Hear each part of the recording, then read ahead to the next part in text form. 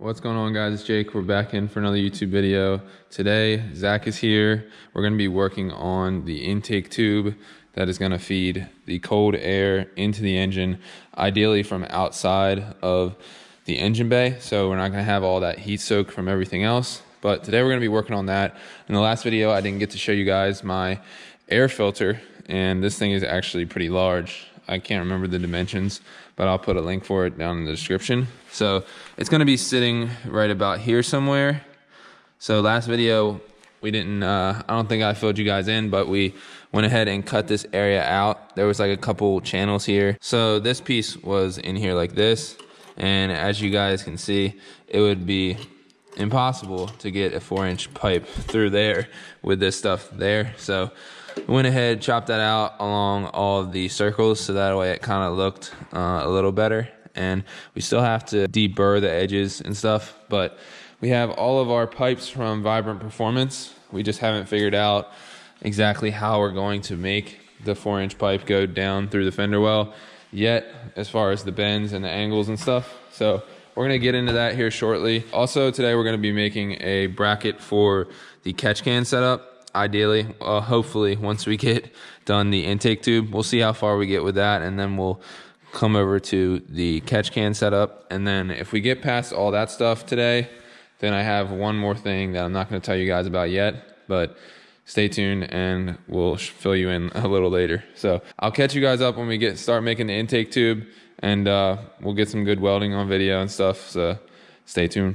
Oh yeah, and one other thing before we get started, I'm gonna actually be painting this side of the engine bay where the battery tray was, but I have to do some Bondo work around some of these spot weld seams, because when I did the spot weld cutter, it kind of etched it in there a little bit, and I also got rid of a bracket up here. So I'm gonna somehow use some spray paint and try to make that look a little bit better like this side, because I don't want you guys to kind of see all this nastiness here. But I'm not sure if we'll make it to that in this video, but just wanted to fill you guys in on that little detail there. So let's get to work on the intake tube. All right, so we just mocked up the front bumper. It's just kind of clipped in on both sides, but you guys can see we have the air filter here rigged up with a little pair of vice grips just to kind of hold it against the fender, which it's not actually going to be sitting quite right there. But what you guys can see is there's a little lip back in here that we want to get away from a little bit with this filter. So we're going to actually bring the filter down about 1 inch, maybe 1.5 inches, and that'll make the clamping surface right about in line with the body line right here. So that way, actually, this fog light vent is actually going to be kind of functional in a sense, to where the air filter is going to be right behind it, and air can kind of just blast right into that, go right into the turbo. So that's what we're looking at right now. We just wanted to get a place for that because it's a massive air filter, and we didn't want to get the whole pipe built and then have an air filter that didn't fit. So that's what we're looking at, and now we'll make our way back up to the top here and go on down. All right, so we went ahead and cut a little bit of a leg off of the 45 that we had, and the reason for this was because if the leg was this long coming off the turbo, then it would shoot us out too far forward. So we cut the leg off of this side. So we're looking pretty good with how long this is now coming off the turbo. And then we also cut a 180-degree pipe that we had that will send us down into the fender well area. The only thing is we just need a little bit of a filler piece in between the two pipes here, and then everything should actually work out pretty well. So we're gonna get away with not too much work to get this intake tube done. So I'm gonna fill you guys in once we get a little bit further and we get it mocked up a little better with some tacks and stuff. So stay tuned, and then we'll move on to the catch can bracket. So let's get it.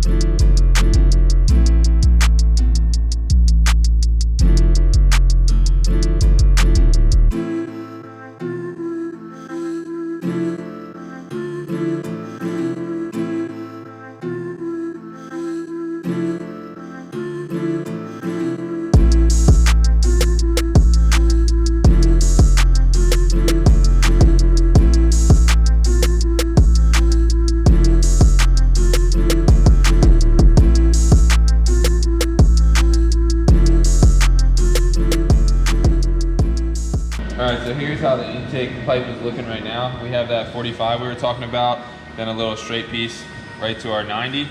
So if we put it in here, kind of got to manipulate it around the corner here to get it in here, but we put it like that. That's kind of what we're looking at right now. So Zach is gonna go ahead and finish weld a couple of these right here, and then we're probably gonna end up having to cut a little off here to get our filter slightly higher, because our filter is even lower than the bottom of the intercooler right now, and we don't really like that. So that's kind of how we're looking right now. I think it looks amazing. This is gonna look ridiculous when it's all red, but let me know what you guys think in the comments.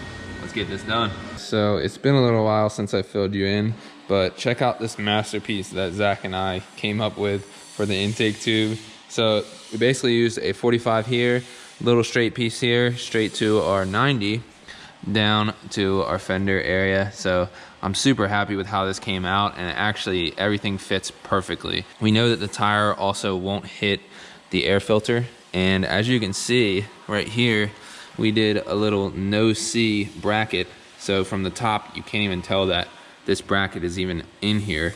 But I also put a little rubber grommet in between the body and the mounting point, just so then that way it has a little bit of this in it. So it can rotate, and it won't be quite this unsturdy once we put the O-rings in the Vibrant HD clamp. But that's how we're looking right now. And now we're gonna move on to making a bracket for the custom catch can. So what we're gonna do is grab these two holes by where the pitch stop mount bolts up. We'll either leave washers on here, or we'll put some type of spacer to get out around this little curve that's in this bracket. So that way, come straight off here, go backwards, and then hook up to these two bolt holes in the back here, and then that'll hold it as much as it needs to be held. And yeah, but check out that intake tube. The thing looks ridiculous. Especially after it's red, this thing is gonna look crazy. So stay tuned. We'll fill you guys in as we get going on this catch can bracket. All right guys, so you just saw us how we did the intake tube. Now we have been working on the bracket for the catch can setup. So what we have here is we're using the two bolts coming off the pitch stop mount, coming back, and we actually put a couple washers behind there like I told you guys we were gonna do.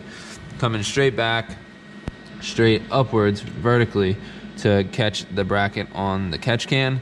And we're gonna have this gusset right here that we just made, kind of conjoining all of the separate pieces. So then that way it'll have some good rigidity, and we won't have to worry about that thing breaking or anything like that. So I think Zach is gonna take this stuff home and weld it up finally. And then we're gonna also have a gusset on the back side. But then after he gets done with it fully, I will go ahead and paint it black, so you guys probably won't even know it's there once the hood's on, and once you're kind of looking at the engine bay from a distance, you won't even know what is holding the catch can. And that's the same exact thing that we did under there with our intake tube. So I'm very happy with the progress we made today. All right guys, so it is the next day. I'm gonna go ahead and try to actually work on some Bondo and stuff for the missing battery tray, and try to clean all this stuff up, because I can't have it looking like that, like I said. But before I go ahead and remove this pipe so I can have more access to that area, I wanted to ask you guys, do you guys think that I should have another Vibrant clamp right here? And the reason why I'm slightly concerned about that is because how much these pipes are gonna have to move with the engine's torque. So this pipe over here, which is the pipe from the turbo to the intercooler, it has a lot of wiggle room. So I don't know if you guys can tell, but it has the ability to move a lot. And that's because there's two clamps. There's one clamp down here, and there's also one clamp down here. So there's two joints in that pipe to where it has a lot of ability to move. Whereas over here, since there's only one clamp, we have the pipe coming to the intake manifold, and then we literally just have this one clamp right here. So obviously it will be able to move some, but I'm not able to move it. It's just that when the engine moves, it may be able to move right here. So kind of concerning, just don't want any pipes cracking or anything like that. So I'm thinking about putting another one right here, and I don't really think that it would look too terrible. And also, if I ever want to pull the engine, then I can just unhook the clamp right here. I won't have to worry about undoing all these little bolts around the throttle body that are kind of a pain in the butt to get to. So just a little food for thought there. I'm gonna go ahead and remove the pipe now, and then I'll look at what I gotta do to get this thing looking a little better down in this area. And just a fair warning, I actually have no experience with Bondo or body filler of any sort. So it's all gonna be a learning experience. Gonna watch a couple YouTube videos, try to get this area really clean, because I know that's one thing that's very important when you're doing this kind of stuff. But gonna learn as I go here. And this is just a good example that you don't have to have prior experience with this kind of stuff. You can kind of just learn as you go, and hopefully we won't mess anything up too bad, and it'll look better than this regardless of how bad I do. So stay tuned. We'll get this pipe off. We'll start messing with that stuff, and I'll fill you in on what I learn as I go. All right, guys. So I used a grinder and a little die grinder, air powered, to get this area really cleaned up, and then I wiped it with a clean towel and some carb cleaner, so that way everything would be basically sterile as possible. So I have the AC Delco medium body seam sealing compound. So this is basically just for seam sealing. What I mean by seam sealing is this little seam that the body is held to the frame with. So we're gonna seal this seam up with this stuff, and then we're gonna basically try to spread it in with this little squeegee looking thing and go right across here like that. And then we have our little border lines to where when we peel up the tape, it should be a nice clean edge. And we'll obviously have to sand that off, but I do think that this is the best option instead of just trying to smear it on and then sand it straight. So this is gonna be a clean seam for us. And then after that, we can put some Bondo over these tiny little holes that we have from our spot welds that we were missing. So that's what we're doing right now. I'm gonna go ahead and mess with this seam sealing, try to get it filled in here and look pretty decent. I'll fill you guys in before I peel the tape off. All right, so here's how we're looking. One thing that I learned very fast was that this stuff dries quickly. So you kinda gotta work fast with this stuff, but I'm not sure how I did. Let's go ahead and peel the tape up and we'll see. I like it so far, I like it. Okay, there's one piece. Let's get rid of that. And now let's check out the second one.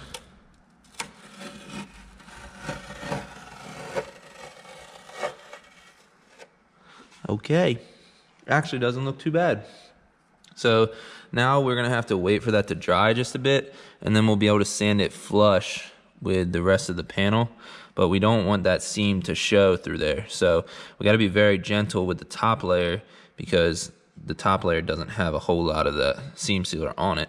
So we're really gonna mostly work on this side and this side to kind of make it flush with the other metal. But definitely got a couple minutes before I can do that, because it's still kind of tacky.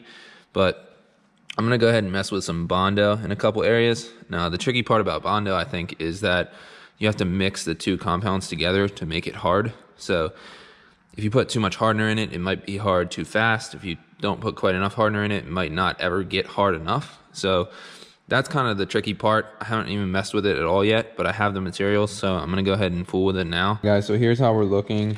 I may have went a little overboard with the Bondo. Like I said, any of you body guys watching, don't roast me too bad, but this is my first time, so I kind of wanted to just fill everything in, and then anything that isn't quite right at the end, I can just sand. So then that way I'll always have enough material. It'll just be a little bit more work taking off more Bondo. So what I got going on now is this fan. I'm gonna let this stuff dry for maybe 8 or 9 hours, and then come back and try to sand on it a little bit and just see how we can make it look before we think about priming it and then maybe painting it. So I'll let you guys go until then, and I'll fill you guys in once this stuff is dry and we start working with it. So stay tuned. Okay guys, this is gonna be where I'm gonna conclude the video. It's a couple hours later, and I went ahead and actually sanded some of the Bondo and actually painted this area. So I primed it first, then I painted it. The only issue I'm seeing is that there's actually like a line where I painted it, because I guess that the paint I was using was for the body, and the engine bay has a little bit duller of a paint. So I'm not quite sure what we're gonna do about that yet. I may just wait for it to dry fully and then kind of like dull it out with some type of carb cleaner or something to try to make it look more uniform. But I gotta ask a couple people about that to see what they think. I didn't get to work down here yet, but maybe I'll show you guys that in the next video, maybe not. I'll definitely make sure I get a video of it done. But Yeah, that's kind of what we're looking like. I was very happy that we did fill in the holes and you can't even see them, but the problem is the paint's just a little bit too shiny. But it does look pretty good. I'm thinking about the next video being a triathlon video, going over my second triathlon and my progression between my first triathlon and my second triathlon. So that's probably gonna be the next video, hopefully in the next 4 or 5 days. But hope you guys enjoyed this one. Had a lot of fun here with Zach. Shout out to him for coming through and helping me with all the piping. Now pretty much all the piping is done. So that is if I don't want to put another clamp here. So I'm very happy with all that stuff and super happy with how the intake tube turned out. And I was very grateful that we have enough room down here for our intake air filter. So that all looks really well. I'm really happy and excited to see this thing red. And if you guys are as well, make sure you drop a like, hit that subscribe button, and we'll see you guys in the next one. Peace.